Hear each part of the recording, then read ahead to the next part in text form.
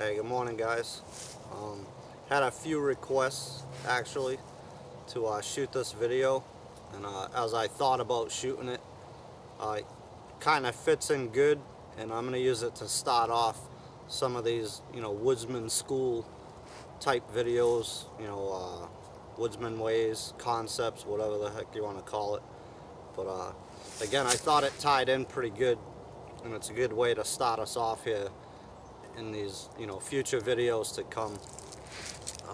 As you can see by the title, it's disaster survival is the way it was brought up to me, and what that entails is not out here in the wilderness, but in fact at your home, due to hurricanes, which we just had recently here up in the Northeast, tornadoes, earthquakes, which we've also had.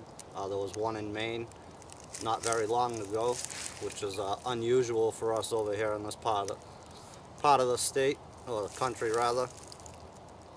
But the key to all of this, I'm not going to sit here and try to sound like a rocket scientist or a weatherman or anything like that, but the key to any of this stuff is being prepared, is basically what it boils down to. So a lot of it's common sense. I'm going to say some things here throughout the video. If it offends you, if it hurts your feelings, it's probably because you fall into one of those categories, and I'm really not going to apologize for that, because it is what it is, and ultimately we make our own decisions. So disaster survival, my take on it anyways, again, is Mother Nature kind of putting a smackdown on us. And again, up here a couple weeks ago in the Northeast, we got smashed with a hurricane. I fortunately didn't get hit that hard where I'm at, but south of me, New Jersey, New York, they got it pretty bad. And the way I feel about surviving something like that is actually preparing for it, without getting into gear and stuff that I think you should need first. Let's talk about a big key factor on surviving something like that.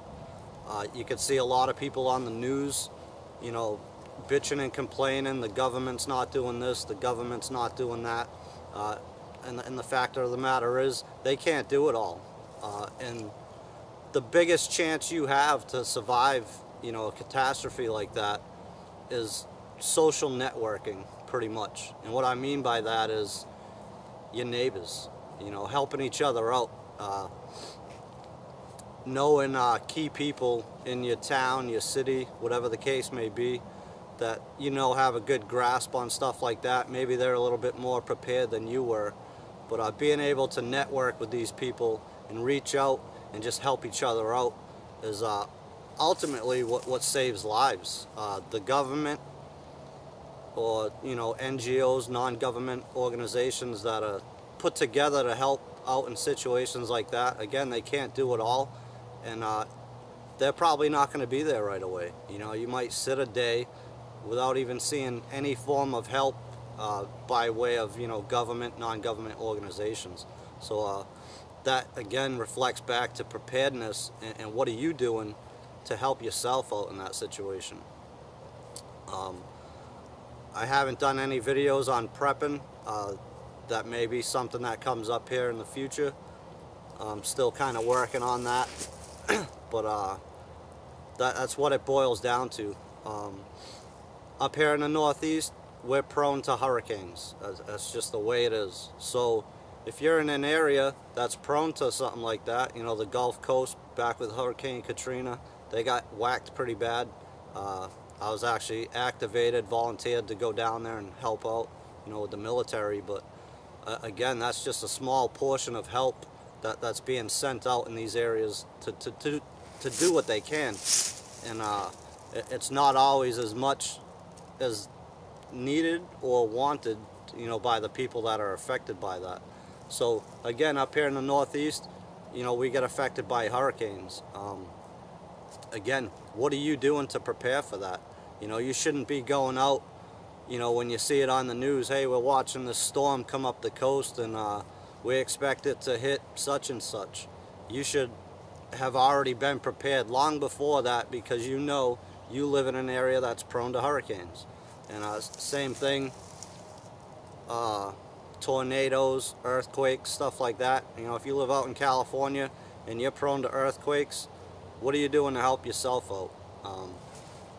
Same thing, I'm not geographically inclined by any means, but you know, Kansas comes to mind for tornadoes. We actually had one of those rip through the East Coast as well, out in Western Mass. That's not likely around here. It's very, very rare if they come through at all, but we've had one. So we've had a tornado, we've had an earthquake, the recent hurricane.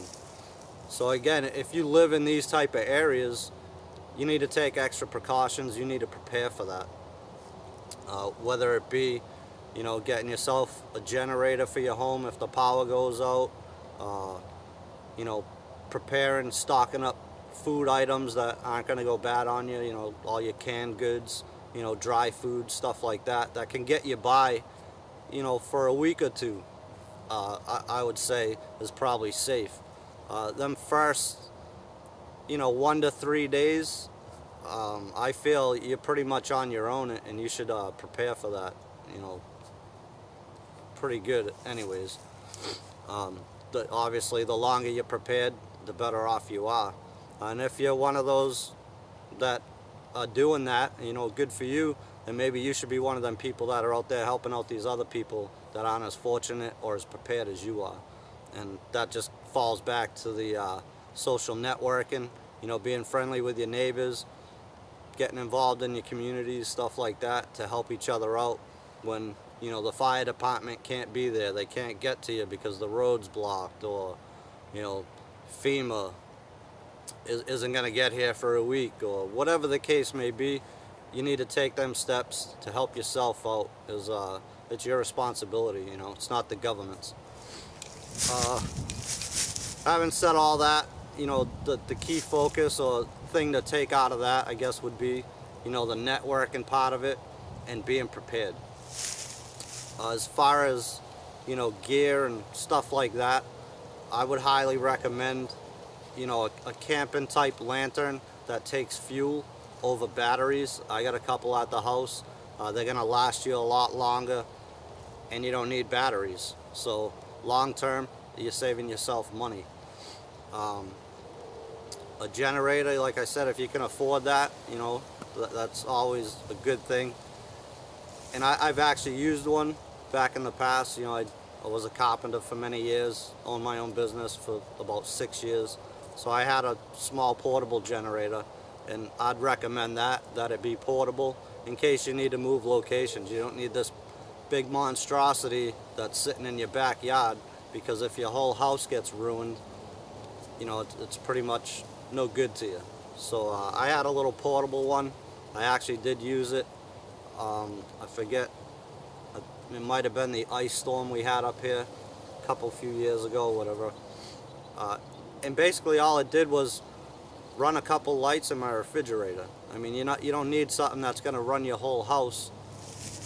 And again, if you have something like that, I don't think it's really needed. If your house gets destroyed, like I said, and you need to move, now you got this big thing, how are you going to transport that around? So generator, you know, the oil lanterns, I would recommend, again, over anything that's battery operated. They put out more light than a flashlight would, than a candle would. Candles, I'm not saying that's not a good thing to have, but, you know, a good oil lantern will do a lot more for you, and it'll be cheaper in the long run. I've already said it probably 20 times, you know, preparing.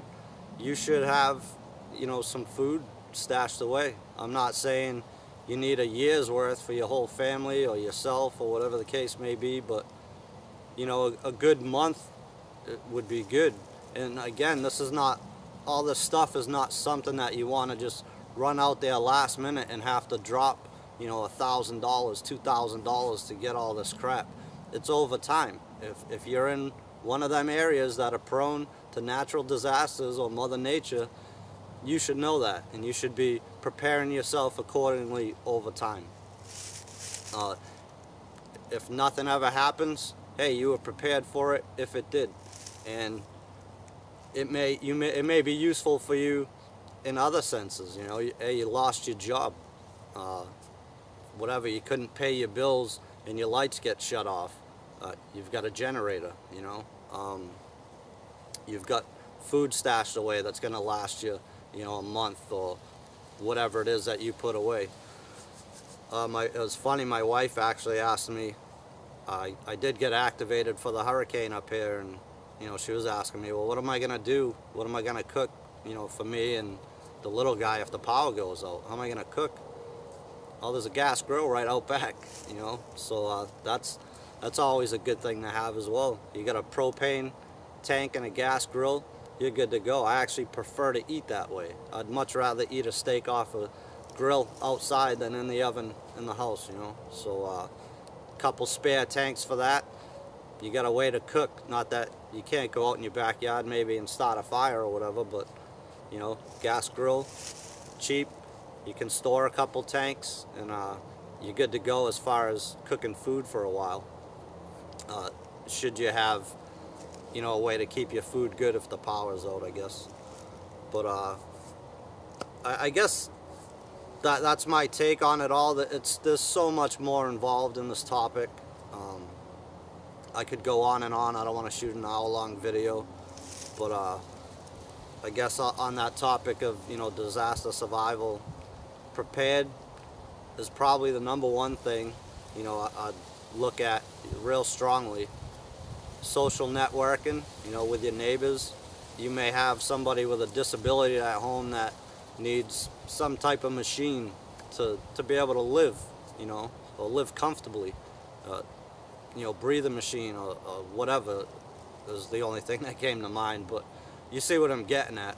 So power goes out, you know, maybe that person's more apt to not make it because they need power to run that machine. Well, if you know Joe Smith up the road and he's got a generator, that's what I'm talking about. Social networking, getting familiar with your neighbors, working together to help each other out. You know, you could run over to him, hey, you know, can we borrow your generator? We need to run the machine and keep a family member alive, or whatever the case may be.